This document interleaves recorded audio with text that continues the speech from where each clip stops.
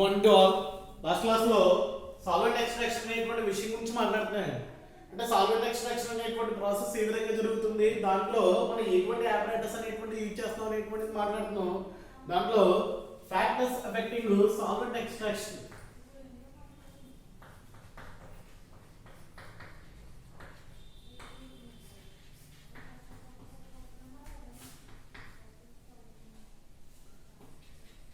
factors affecting solvent extraction.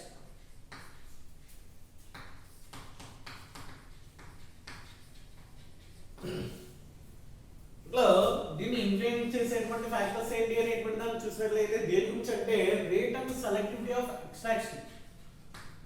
Rate and selectivity of extraction.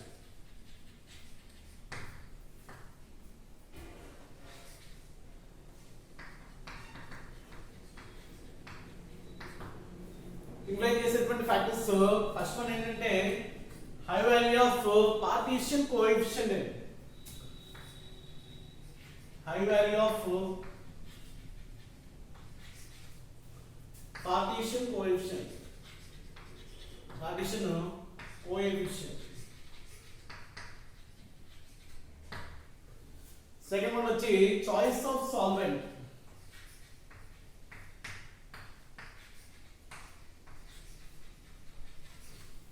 Then third one వచ్చి pH of the solution.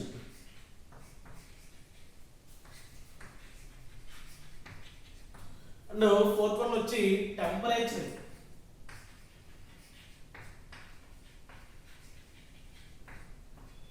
And last one concentration of the compounds.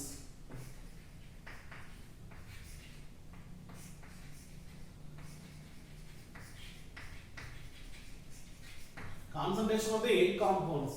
అంటే మనకి ఈ యొక్క solvent extraction జరగడానికి influence చేసేటువంటి factors ఏంటి అనేటువంటి దాన్ని చూసినప్పుడు మనకి ఇలాగా ఈ 5 ఫ్యాక్టర్స్ ఉన్నాయండి. ఏంటయ్యి? High value of partition coefficient.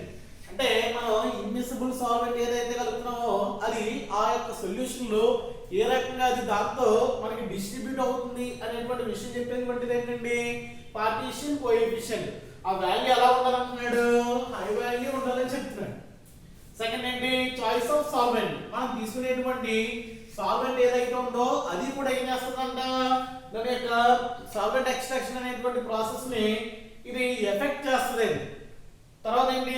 మనం తీసుకునేటువంటి సొల్యూషన్ యొక్క pH ఏంటి, ఆ యొక్క సెపరేటింగ్ ఫనల్ లో మనం ఏదైతే సొల్యూషన్ చూస్ చేసుకుంటున్నామో ఆ సొల్యూషన్ యొక్క pH కూడా ఏం చేస్తుందంటే దీన్ని ఇన్ఫ్లుయెన్స్ చేస్తుంది. తర్వాత టెంపరేచర్ అండి, అక్కడ మనం తీసుకున్నటువంటి రూమ్ టెంపరేచర్ అనేటువంటిది కూడా ఈ యొక్క సాల్వెంట్ ఎక్స్ట్రాక్షన్ ని ఇది ఇన్ఫ్లుయెన్స్ చేస్తుందని చెప్తున్నారు. తర్వాత వచ్చి మనం తీసుకునేటువంటి కాంపౌండ్స్ ఏవైతే ఉన్నాయో that is nothing but mixture of the compounds ఏవైతే ఉన్నాయో వాటి యొక్క కాన్సంట్రేషన్ అనేటువంటిది కూడా మనకి దీన్ని ఇన్ఫ్లుయెన్స్ చేస్తుందని చెప్తున్నాడు అండి. ఇప్పుడు ఈ యొక్క ఫ్యాక్టర్స్ లో సమ్ మోడిఫికేషన్స్ అని చేసినట్లయితే మనకి ఆ యొక్క సాల్వెంట్ ఎక్స్ట్రాక్షన్ ప్రాసెస్ అనేటువంటిది ఇంకా యాక్ట్ గా జరుగుతుంది అనేటువంటి దానికి కొంత ఎక్స్ప్లెనేషన్ ఉంటుందండి. దీంట్లో చేంజ్ చేయవలసినటువంటి ఫ్యాక్టర్స్ ఏంటి అంటే ఈ 2 ఫ్యాక్టర్స్ ఏవైతే ఉన్నాయో దాంట్లో కొన్ని మోడిఫికేషన్ చేసినట్లయితే సాల్వెంట్ ఎక్స్ట్రాక్షన్ అనేటువంటి ప్రాసెస్ అనేటువంటిది ఇంకా మనకి పర్ఫెక్ట్ గా జరుగుతుందని చెప్తున్నాడండి. దాంట్లో ఫస్ట్ ఏంటి అంటే పార్టీషన్ కోఎఫిషియంట్ గురించి మాట్లాడాలి. ఇట్ ఈస్ పార్టీషన్ కోఎఫిషియంట్ అంటే దీన్ని ఏమంటాం అంటే KD అంటాం. పార్టీషన్ కోఎఫిషియంట్ ఏదైతే ఉందో ఈ వాల్యూ గురించి డిస్కస్ చేస్తాడు. ఫస్ట్ దీని గురించి మాట్లాడినట్లయితే ఇది ఎలా ఉంటుందో చూద్దాం.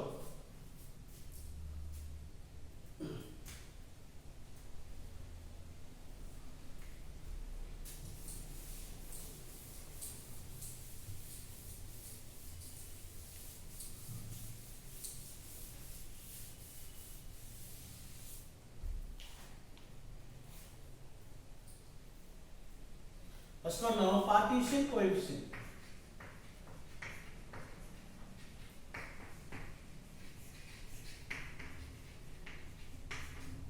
ఈ యొక్క పార్టీషన్ కోఎఫిషియంట్ ఏదైతే ఉందో మనకి స్మాల్ మాలిక్యూల్స్ సింపుల్ ఎక్స్ట్రాక్షన్ ఏవైతే ఉంటాయో దానికి వాల్యూ అనేటువంటిది లార్జ్ ఉంటుందండి. పార్టీషన్ కోఎఫిషియంట్ ఎలా ఉంటుందంటే వాల్యూ వచ్చి లార్జ్ వాల్యూ ఉంటుంది. ఎందుకంటే ఇక్కడ మనకి ఇక్కడ ఈ వాల్యూ అనేటువంటిది మనం తీసుకునేటువంటి సెపరేటింగ్ ఫనల్ యొక్క ఫ్రేమింగ్ ఏదైతే ఉందో దాని మీద కూడా డిపెండ్ అవుతుందండి. యాక్చువల్గా ఏం చెప్తున్నాను ఇక్కడ అనేటువంటి మనం చూసినట్లయితే మనం ఇలాగ సెపరేటింగ్ ఫనల్ తీసుకుని ఫస్ట్ సపోజ్ ఇక్కడ మన పార్టీషన్ కోఎఫిషియంట్ అనేటువంటిది చూసినట్లయితే ఇక్కడ ఈ సెపరేటింగ్ ఫనల్ ఫ్రేమింగ్ అనేటువంటిది ఈ రకంగా ఉందండి. అలాగే ఇంకా సెపరేటింగ్ ఫనల్స్ అనేటువంటివి డిఫరెంట్ టైప్ ఆఫ్ ఫ్రేమింగ్స్ ఉండడానికి అవకాశాలు ఉంటాయి. ఇప్పుడు ఫస్ట్ సపోజ్ ఒక కాంపౌండ్ యొక్క మిక్చర్ తీసుకుని ఈ యొక్క సొల్యూషన్ నుంచి నువ్వు ఒక కాంపోనెంట్ సెపరేట్ చేయాలి అంటే ఏం చేస్తున్నావు, దానికి సాల్వెంట్ యాడ్ చేస్తున్నావు. యాడ్ చేసి ఇది క్లోజ్ చేసి మళ్ళీ ఏం చేస్తున్నావు అంటే షేక్ చేసి మళ్ళీ నాలుగు తిప్పుతున్నట్లయితే మనకి ఆ సాల్వెంట్ అనేటువంటిది ఒక కాంపౌండ్ మనకి ఎల్యూట్ చేస్తుంది కిందకి. వచ్చిన తర్వాత దాన్ని మళ్ళీ ఆ కాంపౌండ్ నుంచి ఆ యొక్క సాల్వెంట్ ఏదైతే ఉందో దాన్ని సెపరేట్ చేసి మళ్ళీ ఆ కాంపౌండ్ మనం గెయిన్ చేస్తున్నాం. ఇలాగా ఈ యొక్క ప్రాసెస్ లో ఎట్ ఏ టైంలో వచ్చేస్తుంది అనేటువంటి విషయం అయితే లేదండి. అంటే మొత్తం నువ్వు సాల్వెంట్ కొద్దిగా కలిపినప్పుడు ఆ సాల్వెంట్ లోకి దీంట్లో ఉన్నటువంటి మనకి required amount of the component ఏదైతే ఉందో అది మొత్తం వస్తుంది అనేటువంటి గ్యారంటీ లేదు. అంటే వస్తుంది లేండి అనేటువంటి విషయం దేని మీద డిపెండ్ అయి ఉంటుంది అంటే నువ్వు తీసుకునేటువంటి సెపరేటింగ్ ఫనల్ యొక్క ఫ్రేమింగ్ మీద కూడా డిపెండ్ అవుతుంది. అంటే ఇంకా మనం యాక్ట్ గా చెప్పాలి అంటే ఈ యొక్క partition coefficient value high value ఉండాలి అంటే ఏం చేయాలంటే ఈ యొక్క సాల్వెంట్ ఏదైతే ఉందో మోర్ నెంబర్ ఆఫ్ టైమ్స్ తీసుకుని మోర్ నెంబర్ ఆఫ్ టైమ్స్ మనం ఇలా షేక్ చేసి కలెక్ట్ చేసినట్లయితే మనం దాన్ని ఈజీగా గెయిన్ చేయొచ్చండి. సెకండ్ కాంపోనెంట్ ఏదైతే ఉందో ఆ కాంపౌండ్ ని గెయిన్ చేయొచ్చు అని చెప్తున్నారు. అంటే పార్టీషన్ కోఎఫిషియంట్ అనేటువంటిది మనకి లార్జ్ వాల్యూ ఉన్నట్లయితే అక్కడ సాల్వెంట్ ఎక్స్ట్రాక్షన్ అనేటువంటిది పర్ఫెక్ట్ గా జరిగినట్లు లెక్క. అంటే ఆ కాంపౌండ్ యొక్క మిక్చర్ లో దాన్ని సెపరేట్ చేసినట్టు లెక్క అండి. అది అంటే మోర్ నెంబర్ ఆఫ్ టైమ్స్ నువ్వు ఏం చేయాలి ఈ యొక్క సాల్వెంట్ ఎక్స్ట్రాక్షన్ ప్రాసెస్ అనేటువంటి చేసినట్లయితే మనకి ఆ యొక్క కాంపౌండ్ ఏదైతే ఉందో అది హై అమౌంట్ లో అప్పుడు సాల్వెంట్ ఎక్స్ట్రాక్షన్ కి ఒక అర్థం ఉంటుంది. Second choice of the solvent అని చెప్తున్నారు. Choice of the solvent.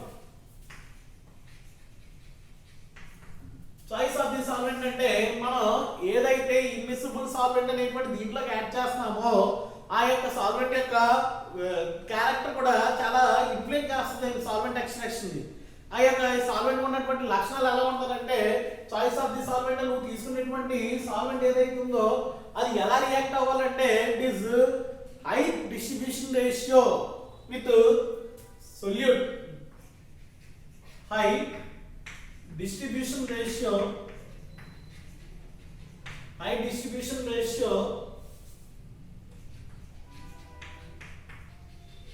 with solute. అంటే దట్ మీన్స్ సొల్యూట్ అంటే ఏంటంటే మనం ఏదైతే కాంపౌండ్ సెపరేట్ చేయాలో ఆ కాంపౌండ్ అని లెక్క. అండ్ లో distribution ratio with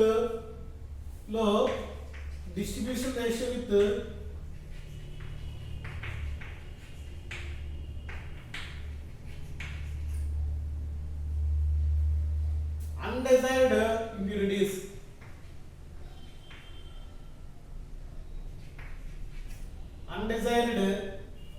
impurities. Undesired impurities ఏవైతే ఉన్నాయో వాటితో ఎలా ఉండాలంటే తక్కువ రియాక్ట్ అవ్వాలి అండ్ దీంట్లో ఎక్కువ డిస్ట్రిబ్యూట్ అవ్వాలి. మనం ఏదైతే కాంపౌండ్ సెపరేట్ చేయాలో దాంట్లో ఎక్కువ డిస్ట్రిబ్యూట్ అవ్వాలండి. అవి తర్వాత పాయింట్ చూసినట్లయితే అవి లో డిస్ట్రిబ్యూషన్ విత్ వాటర్, అవి లో డిస్ట్రిబ్యూషన్ రేట్ విత్ లో డిస్ట్రిబ్యూషన్ ఇన్ aqueous phase. లో distribution in aqueous phase. aqueous phase ఏదైతే ఉందో దాంట్లో తక్కువ డిస్ట్రిబ్యూట్ అవ్వాలి. మనకు కావాల్సింది ఏంటి, aqueous సొల్యూషన్ నుంచి ఆర్గానిక్ కాంపౌండ్ సెపరేట్ చేయాలి కాబట్టి ఆర్గానిక్ కాంపౌండ్ లో ఎక్కువ డిస్ట్రిబ్యూట్ అయ్యి aqueous phase లో తక్కువ డిస్ట్రిబ్యూట్ అయ్యేలా చూసుకోవాలి. తర్వాత అవే లో టాక్సిసిటీ అండ్ ఇన్ఫ్లామబిలిటీ, అవే లో టాక్సిసిటీ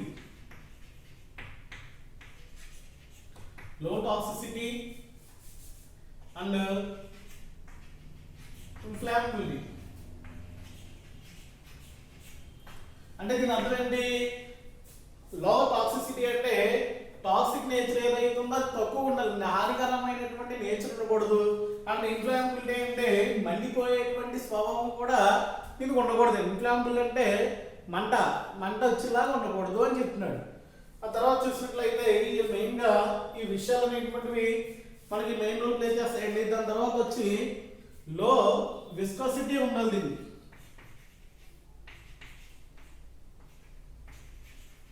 లో విస్కోసిటీ ఉండాలి, లో ఆక్సిడైజబిలిటీ ఉండాలి.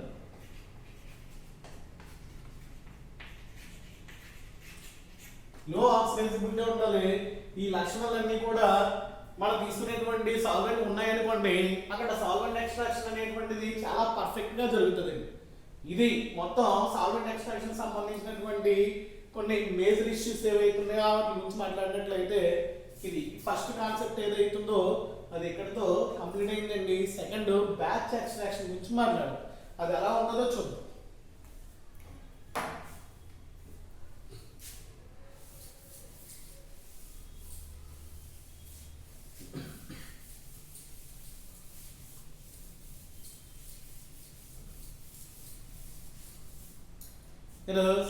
Second extraction batch extraction. Batch extraction అంటే ఈ బ్యాచ్ ఎక్స్ట్రాక్షన్ అనేటువంటి దేని వాడతారంటే పార్టిషన్ కోఎఫిషియంట్ ఏదైతుందో అది 10 కంటే ఎక్కువ ఉన్నట్లయితే అటువంటి సిచ్యువేషన్ లో మనం ఏమంటామంటే ఈ యొక్క బ్యాచ్ ఎక్స్ట్రాక్షన్ అనేటువంటిది వాడతాం. బ్యాచ్ ఎక్స్ట్రాక్షన్ అంటే ఇక్కడ ఎక్స్ట్రాక్షన్ ప్రాసెస్ ఏదైతుందో అది ఎలా చేస్తాం అంటే బ్యాచ్ వైజ్ లో చేస్తాం అంతే. బ్యాచ్ వైజ్ లో చేయడం అంటే దాని అర్థం ఇక్కడ మనం ఇలాగా మనం ఏదైతే కాంపౌండ్ ని మనం సెపరేట్ చేయాలో దాన్ని ఏం తీసుకుంటాం, సెపరేటింగ్ ఫనెల్ లో తీసుకుంటాం. తీసుకుని దానికి రిలయబుల్ ఇన్విజిబుల్ సాల్వెంట్ ఏదైతుందో యాడ్ చేసి మనం దాన్ని ఏం చేస్తాం అంటే ఇలా షేక్ చేసి ఆ యొక్క షేక్ చేసిన తర్వాత ఒక 10 minutes ఇలా దీన్ని స్టేబుల్ గా ఉంచిన తర్వాత ఏమవుతుంది, ఆ యొక్క సాల్వెంట్ ఏదైతుందో ఆ సాల్వెంట్ లో మనకి రిలయబుల్ కాంపోనెంట్ అనేటువంటిది కింద దిగుతుందండి. దాన్ని కలెక్ట్ చేస్తాం. కలెక్ట్ చేసినప్పుడు మామూలు ఎక్స్ట్రాక్షన్ లో నీకు దీంట్లో సొల్యూషన్ లో ఉన్నటువంటి ఆ కాంపోనెంట్ మొత్తం రాదండి, సాల్వెంట్ తో ఎంతో కానీ ఉండిపోద్ది. అలా ఉండిపోకుండా మోర్ నెంబర్ ఆఫ్ టైమ్స్ అనేటువంటిది నువ్వు సాల్వెంట్ తో నువ్వు టైట్రేషన్ నథింగ్ బట్ నువ్వు షేకింగ్ చేసినట్లయితే మనకి మాక్సిమం సొల్యూషన్ లో ఉన్నటువంటి కాంపోనెంట్ ఏదైతే ఉందో అది సాల్వెంట్ లో రావడానికి అవకాశం ఉంది. ఆ సాల్వెంట్ మనం ఎవాపరేట్ చేసినట్లయితే మనకి ఈజీగా ఆ యొక్క సొల్యూషన్ లో ఉన్నటువంటి రిలయబుల్ కాంపౌండ్ ని మనం గెయిన్ చేయడానికి అవకాశం ఉంటుంది. ఇలాగా ఈ యొక్క ఎక్స్ట్రాక్షన్ ఏదైతుందో ఈ యొక్క ఎక్స్ట్రాక్షన్ ప్రాసెస్ అనేటువంటి మనం బ్యాచ్ వైజ్ చేస్తున్నాం కాబట్టి దట్ ఈస్ నథింగ్ బట్ ఈ యొక్క షేకింగ్ అనేటువంటిది మోర్ నెంబర్ ఆఫ్ టైమ్స్ అనేటువంటివి సెపరేటింగ్ పనులతో చేస్తున్నాం కాబట్టి ఈ యొక్క ఎక్స్ట్రాక్షన్ ఏదైతుందో దాన్ని ఏమంటామంటే మనం బ్యాచ్ ఎక్స్ట్రాక్షన్ అని చెప్తారండి. బ్యాచ్ ఎక్స్ట్రాక్షన్ వల్ల మనకు వచ్చిన యూజ్ ఏంటంటే more amount of the compound is entered into that solution, that's why it is more amount is separated. అది బ్యాచ్ దీని యొక్క బ్యాచ్ ఎక్స్ట్రాక్షన్ యొక్క విషయం చూసినట్లయితే అది. తర్వాత థర్డ్ వచ్చి కంటిన్యూస్ ఎక్స్ట్రాక్షన్, అది ఎలా ఉంటుందో చూద్దాం.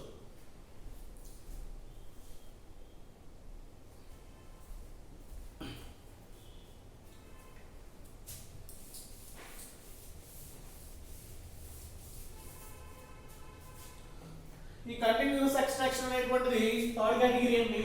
ఇది కంటిన్యూస్ ఎక్స్ట్రాక్షన్. కంటిన్యూస్ ఎక్స్ట్రాక్షన్ లో మనకి ఇక్కడ ఏం జరుగుతుందంటే ఒక వెజల్ ఉంటుందండి, ఎక్స్ట్రాక్టింగ్ వెజల్ అనేటువంటి ఒక వెజల్ ఉంటుంది. ఫస్ట్ సపోజ్ ఈ యొక్క ఆపరేటర్ సెట్టింగ్ వచ్చి ఈ రకంగా ఉంటుంది అనుకుందండి. ఈ డయాగ్రామ్ అంత యాక్ట్ గా తీసుకోండి.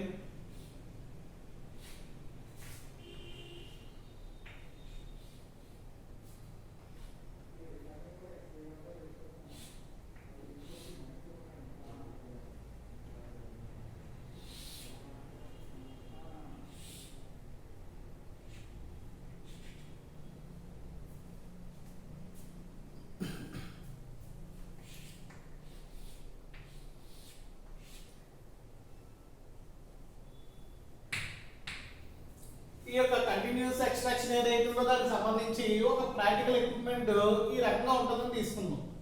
దీంట్లో ఇది ఏదైతే ఉందో దీన్ని ఏమంటారంటే ఎక్స్ట్రాక్టింగ్ వెజల్ అని చెప్తారండి. Extracting vessel. ఈ వెజల్ సమ్ కాంపౌండ్ ఏదైతే ఉందో మనం సెపరేట్ చేయాలో కాంపౌండ్ ప్లే చేసి కాంపౌండ్ ప్లేస్ చేసి దీంట్లో సాల్వెంట్ అనేటువంటిది వేస్తారు. ఈరోజు సాల్వెంట్ ఇక్కడ ఏముందంటే కాంపౌండ్. ఆ సాల్వెంట్ అనేటువంటిది కాంపౌండ్ లో డిస్ట్రిబ్యూట్ అయ్యి మనకి ఆ యొక్క సొల్యూషన్ లో ఆ కాంపౌండ్ ఏదైతుందో అది ఈ యొక్క సాల్వెంట్ తో పాటు ఈ డైరెక్షన్ లో ట్రావెల్ చేసి ఇలాగ మనకి ఆర్బిట్ క్లాస్ లో వస్తుంది.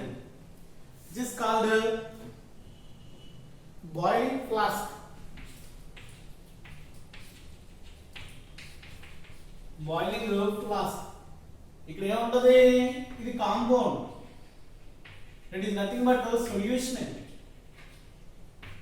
ఇక్కడ ఈ సొల్యూషన్ లో ఈ సాల్వెంట్ మిసిబుల్ సాల్వెంట్ ఏదైతే ఉందో అది కలపడం వల్ల మనకి ఏమొస్తుంది, ఇక్కడ నీకు హార్ట్ క్లాస్ లో ఏమొస్తుంది అంటే it is compound plus solvent. Compound plus solvent అనేటువంటిది నీకు ఈ డైరెక్షన్ లో ట్రావెల్ అయ్యి ఈ యొక్క ఆర్బిట్ ఫ్లాస్క్ లోకి వస్తుంది. దీని కింద నుంచి ఏం చేస్తాం అంటే ఈ యొక్క బాయిలింగ్ ఫ్లాస్క్ ఏదైతే ఉందో దాన్ని హీట్ చేస్తాడు. హీట్ చేసినప్పుడు ఏమవుతుందంటే దీంట్లో ఉన్నటువంటి కాంపౌండ్ ఇక్కడ ఉండిపోయి దీంట్లో ఉన్నటువంటి సాల్వెంట్ అనేటువంటిది మళ్ళీ ఇలాగా కండెన్సర్ తో ఈ డైరెక్షన్ లో ట్రావెల్ అవుతుంది. ఎప్పుడైతే ఇది ఆల్రెడీ మనం క్లోజ్ చేసామో ఏమవుతుంది, ఆ యొక్క ప్యూర్ సాల్వెంట్ ఏదైతుందో మళ్ళీ ఈ ప్యూర్ సాల్వెంట్ అనేటువంటి దీంట్లోకి రావడం జరుగుతుంది, విచ్ ఇస్ సాల్వెంట్. ఇదేంటి, which is solvent plus compound.